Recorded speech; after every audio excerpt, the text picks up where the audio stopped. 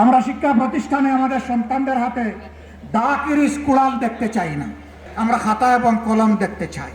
আমরা কোনো আদুবাই দাদুবাই শিক্ষা প্রতিষ্ঠানে গিয়ে আমাদের সন্তানদের উপর সরিগুড়া আমরা এটা দেখতে চাই না। এই সংস্কৃতি বন্ধ করতে হবে।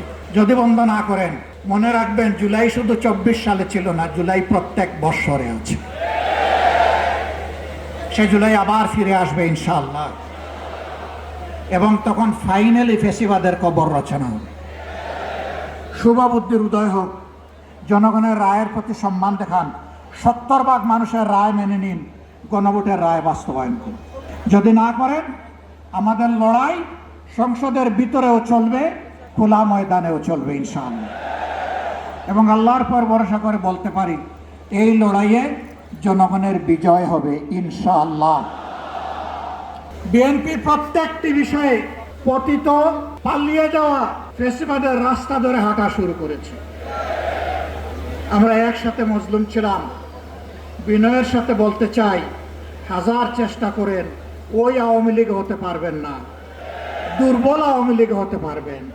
সেই আওয়ামী লীগ যারা জাতিকে নিয়ে, বিরোধী দলকে নিয়ে ব্যঙ্গ বিদ্রুপ করত, আজকে তারা কোথায়?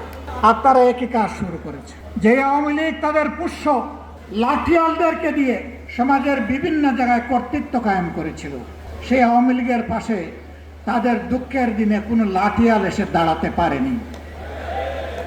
আফসোসের বিষয়, রাষ্ট্রের মৌলিক যে সমস্ত জায়গায় পরিবর্তন দরকার সুশাসন কায়েমের জন্য, সত্যিকারের স্বাধীনতার স্বাদ জনগণকে দেওয়ার জন্য, প্রত্যেকটি বিষয়ে বিএনপি বিরোধিতা করে চলছে।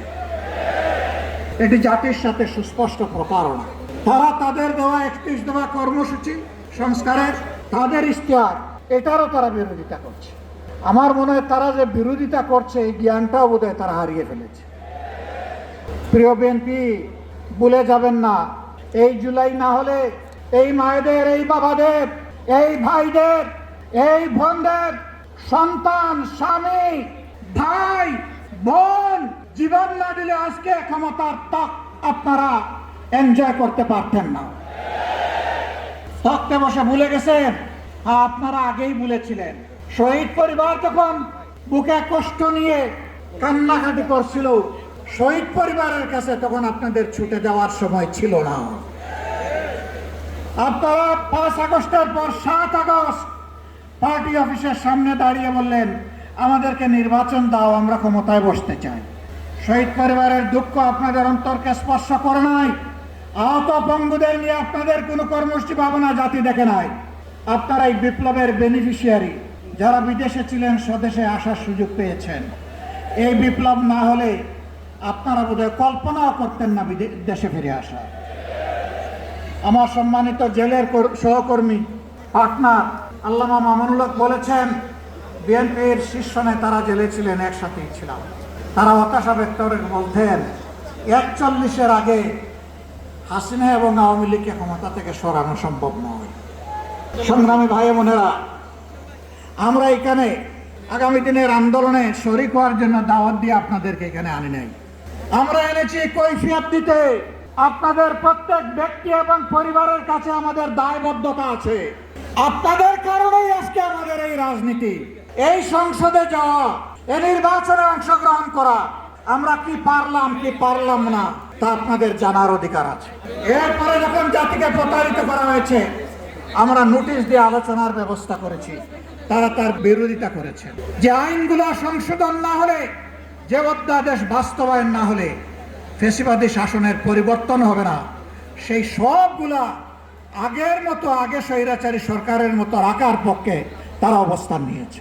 আমরা বিএনপিকে পরিষ্কার বলে দিচ্ছি, আমরা দেখতে পাচ্ছি সম্প্রতি কয়েকদিন ধরে বিভিন্ন জায়গায় জায়গায় শিক্ষা প্রতিষ্ঠানে, ঢাকা বিশ্ববিদ্যালয়ে, এমনকি এখান থেকে মাত্র কয়েক গজ দূরে মানুষের আশ্রয়ের জায়গা, আইনের আশ্রয়ের জায়গা থানা, সেই থানার ভিতরে ঢুকে দুঃখজনকভাবে ডাকসুর নির্বাচিত প্রতিনিধিদের উপরে হামলা করা হয়েছে। বার্তা পরিষ্কার। যেদিন তারা গণভোটের রায় অস্বীকার করেছেন, আমি বলেছিলাম বিএনপি আজকে থেকে ফেসিবাদের পথে যাত্রা শুরু করলো। এইটা ফেসিবাদ। আপনারা দেখেছেন নেত্রকোনায় জাতীয় সংসদের নির্বাচিত সদস্য বাংলাদেশ জামাতে ইসলামীর প্রতিনিধিত্বকারী, জনগণের প্রতিনিধিত্বকারী অধ্যাপক মাসুম মোস্তফার উপরে হামলা করা হয়েছে, গাড়ি ভাঙচুর করা হয়েছে, তার সহযোদ্ধা সহযোগীদেরকে নাজেহাল করা হয়েছে। এটা কোন বাংলাদেশ? এই বাংলাদেশকে আপনারা চেয়েছিলেন? আপনাদের সন্তানদের আবার পায়ের গুড়ালে 2 টুকরা করা হোক আপনারা চেয়েছেন? আপনাদের সন্তানদের উপর প্রকাশ্য দিবালিকে দা, কিরিস, কুড়ালার হেলমেটে আঘাত করা হোক আপনারা চেয়েছিলেন? এই বাংলাদেশকে আমরা ধিক্কার জানাই। এ বাংলাদেশ আমরা চাই না। নিরাপত্তার সাথে বের হবে, কাজ শেষ করে আবার নিরাপত্তার সাথে করে দিস। আমরা ওই বাংলাদেশ চাই। আমরা শিক্ষা প্রতিষ্ঠানে আমাদের সন্তানদের হাতে দা, কিরিস, কুড়াল দেখতে চাই না। আমরা খাতা এবং কলম দেখতে চাই। আমরা কোনো আদুবাই দাদুবাই শিক্ষা প্রতিষ্ঠানে গিয়ে আমাদের সন্তানদের উপর সরিগুড়াক আমরা এটা দেখতে চাই না।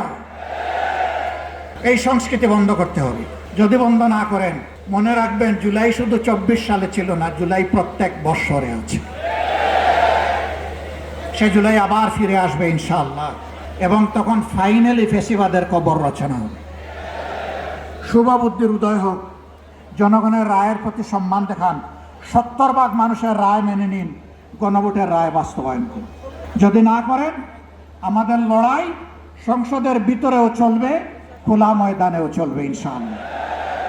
এবং আল্লাহর পর ভরসা করে বলতে পারি, এই লড়াইয়ে জনগণের বিজয় হবে ইনশাআল্লাহ। আমরা আপনাদের কাছে কথা দিয়েছি আগে, এখনো কথা দিচ্ছি।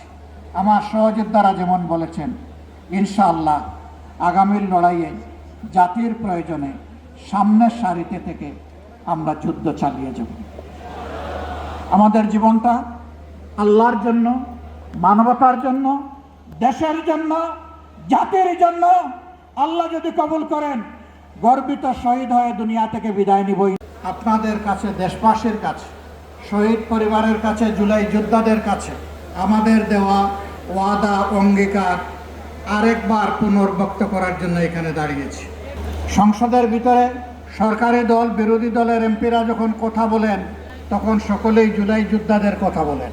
কেউ কেউ শরীফ উসমান হাদি শহীদের কথাও বলেন, কিন্তু কার্যত আমরা সরকারি দল থেকে তার উল্টাটা দেখতে পাই।